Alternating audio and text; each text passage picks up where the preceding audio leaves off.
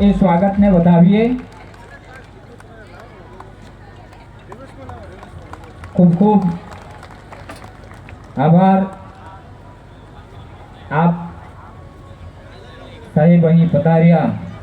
સાથે જ આપણા જ વિસ્તારના જીતુભાઈ ચૌધરી સાહેબ આપણા ધારાસભ્યશ્રીને સ્વાગત કરવા માટે રાકેશભાઈ હાલ તાલુકા પંચાયતના કારોબારી સભ્યને વિનંતી કરું કે તેઓ આવે અને આપણા લાડીલા જીતુભાઈ ચૌધરી સાહેબનું સ્વાગત કરે.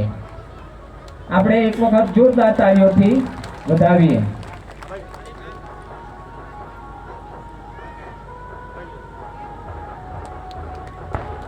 સાથે પારડી તાલુકા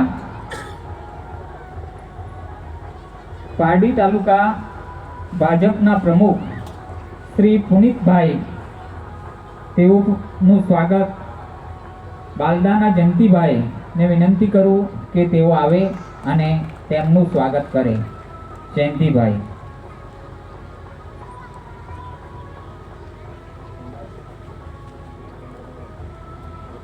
હવે આપણા પાસે સમયનો અભાવ છે અને આપણા મહેમાનો અહીંથી વિદાય થવાના છે, એટલે આપણે તમામ સભ્યોનું ફૂલથી સ્ટેજ ઉપર સ્વાગત કરી દઈશું. એકવાર સૌનું સ્વાગત થઈ રહ્યું છે ત્યારે જોરદાર તાળીઓથી આપણે વધાવીએ. તમામ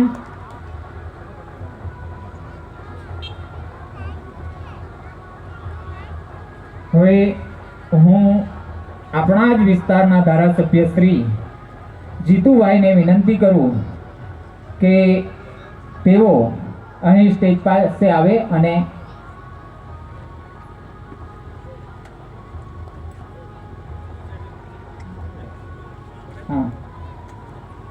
આપણા લોકડા લાડીલા એવા નાણામંત્રી શ્રી કનુભાઈ દેસાઈ સાહેબ અહીંથી એમના પાસે સમયના અભાવે અહીંથી વિદાય થવાના છે, ત્યારે આપણે શ્રી કનુભાઈ દેસાઈ સાહેબને વિનંતી કરીએ કે તેઓ અહીં ઉપસ્થિત સર્વે ભાવિક ભક્તોને સંબોધન કરે એવી વિનંતી.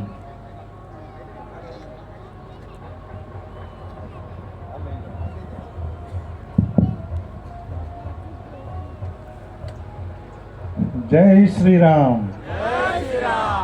આજે રામનવમીના પવિત્ર દિવસે જ્યારે ભગવાન શ્રી રામ આપણને હર પળ એક પ્રેરણા આપે છે જીવન જીવવાની, સમાજ જીવન કેવી રીતે જીવવું, આપણા સંબંધીઓ સાથે કેવી રીતે જીવવું અને આપણે જે શાસન ચલાવીએ છીએ શાસન કેવી રીતે ચલાવવું એનું ઉત્તમ ઉદાહરણ મર્યાદા પુરુષોત્તમ શ્રી રામજીએ આપ્યું છે. ત્યારે આ પ્રસંગે અત્રે ઉપસ્થિત મારા સાથી ધારાસભ્ય જીતુભાઈ, તાલુકાના પ્રમુખ શ્રી પુનિતભાઈ, મહેશભાઈ, શૈલેષભાઈ અને સર્વે મારા સાથીઓ, ખાસ કરીને આજે સતીશભાઈને હું ખાસ અભિનંદન આપીશ કે આજે એક નવો આયામ શરૂ કરવા જઈ રહ્યા છે. સદાવ્રત ભંડારા તરીકે એક સુંદર સફળ આયોજન થશે અને મને ચોક્કસ ખાતરી છે કે આ કાર્યમાં ભગવાન એમને સંપૂર્ણ રીતે સહકાર આપશે અને અમારા તરફથી કે હું ને જીતુભાઈ આમાં સદાય એમની સાથે જોડાઈને કંઈ પણ તકલીફ હશે તો 100% સાથ આપીશું. અને જ્યારે આપણો ભારત દેશ વર્ષોથી આપણી પુરાણા કાળથી કે એક આધ્યાત્મ દેશ છે અને આપણા વિસ્તારમાં ખાસ કરીને વાપીથી તાપી વિસ્તારમાં લોકો એટલા ભક્તિમય છે કે આપણા વિસ્તાર ઉપર વિશ્વમાં ગમે તે થાય પણ આપણા વિસ્તારમાં કોઈ પણ આફત આવતી નથી. એટલે આપણે સૌ ભગવાનમાં લીન રહીએ, સારા કામો કરીએ, લોકોને મદદરૂપ થઈએ અને સૌથી વધુ કે આપણે દેશના વિકાસમાં પોતપોતાનો ફાળો આપીએ. આટલી વિનંતી સાથે વિરમું છું. આભાર. ભારત માતા કી જય.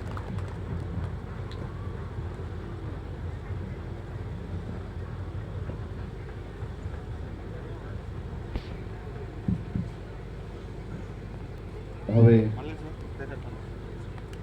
આપણા લોક લાડીલા ભાઈ શ્રી જીતુભાઈને વિનંતી કે આશીર્વચનના 2 શબ્દ આપે. ભાઈ શ્રી જીતુભાઈ.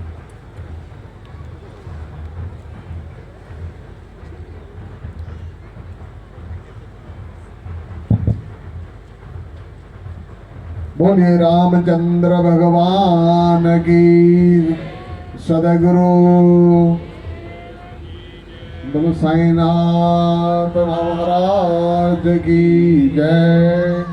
આજના રામનવમી પ્રસંગ નિમિત્તે એક ખરેખર તો કનુભાઈને એટલે વહેલા બોલાવી દીધા કે એ નીકળવાના હતા. મેં કે હું તો બેસવાનો છું, હું થોડો પ્રોગ્રામ જોઈને પછી જ આવે એમ, પરંતુ મને આપી દીધું છે તો મારે 2 વાત કરું કે આજનો જે કાર્યક્રમ છે સદાવ્રત પ્રારંભ, શ્રી સદાવ્રત પ્રારંભ એટલે કે બેન લીલાબેન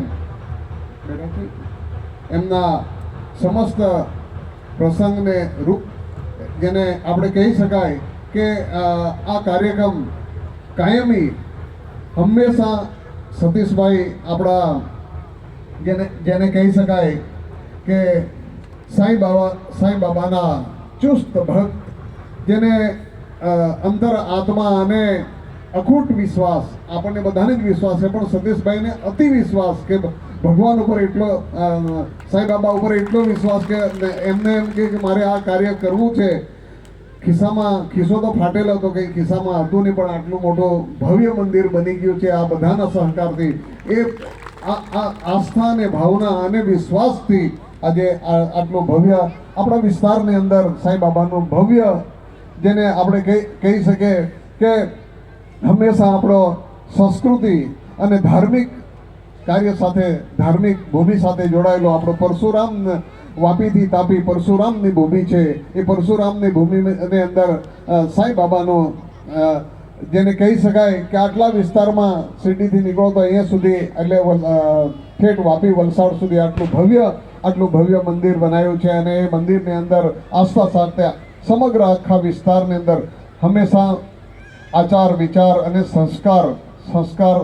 સંસ્કાર ક્યાંથી મળે તો સારા કાર્યમાંથી મળે, સારા પુસ્તકોમાંથી મળે, સારા સત્સંગોમાંથી મળે, સારા ધાર્મિક કાર્યમાંથી મળે. તો એ ધાર્મિક કાર્યમાં આપણા વિસ્તારના બધા જ લોકો, એટલે આપણે કહીએ ને કે કનુભાઈ આપણા આદરણીય નાણામંત્રીશ્રીએ કીધું ને કે જીવનની અંદર રામનવમી આજે છે તો પુરુષોત્તમ, જેને કહી શકાય કે રામચંદ્ર ભગવાનજીની જે રાજગાદી હતી એ પુરુષોત્તમ એટલે કે હંમેશા એમનું જે શાસન હતું એ પ્રજાકીય શાસન, અને એ પ્રજાકીય શાસન ચલાવતા પુરુષોત્તમ એટલે આવું.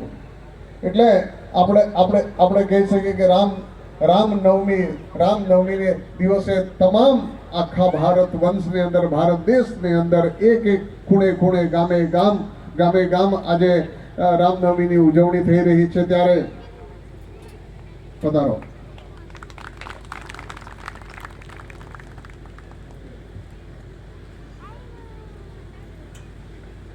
આજે રામનવમીના દિવસે આપ સૌ ખૂબ મોટી સંખ્યામાં ગામે ગામથી સદાવ્રત એટલે કે એક શોભાયાત્રાના રૂપમાં આખા વિસ્તારમાંથી, હું રસ્તે જતો આવ્યો તો આખા વિસ્તારમાંથી તમામ મારી ભાઈઓ બહેનો, મારી ખૂબ મોટી સંખ્યામાં બહેનો પોતપોતાની તૈયારી અને સુશોભિત થઈને, એટલો ઉત્સાહ અંદરથી બહેનોને કે સુશોભિત થઈને આપણા મંદિરના પટાંગણમાં કાર્યક્રમમાં અહીં ઉપસ્થિત રહ્યા છો. ત્યારે અહીં મારા યુવાન મિત્રો, વડીલો, ભાઈઓ બહેનો ધાર્મિક કાર્ય સાથે આપણે સૌ સાથે જોડાયેલા છે. ત્યારે ધાર્મિક કાર્ય હંમેશા ઘરની શુદ્ધિ કરવી, ઘરને સારા વિચારો, ઘરને અંદર સારા વિચારો લાવવા હોય તો ધાર્મિક કાર્ય સાથે જોડાયેલા હોય તો જ આપણા ઘરમાં સારા વિચારો અને શુદ્ધ વિચારો અને સારા સંસ્કારો આવી શકે. તો એ કાર્ય આપણે સૌ બધા સાથે મળીને કરી રહ્યા છે. અને આપણા સતીશભાઈના પ્રેરણાથી આપણને બધાને આશીર્વાદ મળી રહ્યા છે. તો આ તબક્કે મારી સમગ્ર આખું મંચ, અમારા બધા જ કાર્યકર્તા આજે ભારતીય જનતા પાર્ટીની સ્થાપના દિવસ અને રામ નવમીના બંને પ્રોગ્રામ સાથે હતા. એટલે સવારથી તમામ કાર્યક્રમમાં અમે સૌ સાથે કનુભાઈ વલસાડ, વાપીને આખા વિસ્તારની અંદર આજે ભવ્ય ડુંગરાની અંદર રામ જન્મભૂમિનો ખૂબ મોટી શોભાયાત્રા હતી. એ શોભાયાત્રાનો આજે સમાપન સાંજે 7 વાગે આરતી સાથે છે, એટલે કનુભાઈ પણ નીકળવાના છે. ત્યારે આપ સૌનો પ્રોગ્રામ રાતના 9 વાગે ડાયરો શરૂ થવાનો છે. ત્યારે બધા જ કાર્યક્રમમાં આપ સૌ સાથે મળીને સહિયારો કાર્યક્રમ, આપણો પોતિકો કાર્યક્રમ, સતીશભાઈનો નથી, આપણો કાર્યક્રમ, આપણા દિલને લાગણી સાથે જોડાઈને આપણે કાર્યક્રમ કરીએ છીએ. ત્યારે આ કાર્યક્રમમાં આપ સૌ મારા ભાઈઓ બહેનો, વડીલો, સર્જનો, સન્નારીઓ અહીં ઉપસ્થિત રહ્યા છે. આપ સૌને ખૂબ ખૂબ શુભેચ્છા. આજના રામનવમી નિમિત્તે આપ સૌને અને બાબાના આશીર્વાદ આપણને સદાનો મળતો રહે. આખા વિસ્તારને, મંદિર પંચલાઈમાં છે પણ આશીર્વાદ આખા વિસ્તારને આશીર્વાદ મળે છે. કારણ કે સાંઈ બાબા બેઠા છે એટલે આપણને શ્રદ્ધા અને વિશ્વાસ છે કે હંમેશા આખા વિસ્તારને આપણને આશીર્વાદ મળતો રહે છે. ત્યારે આ તબક્કે આપ સૌનો ખૂબ ખૂબ ધન્યવાદ.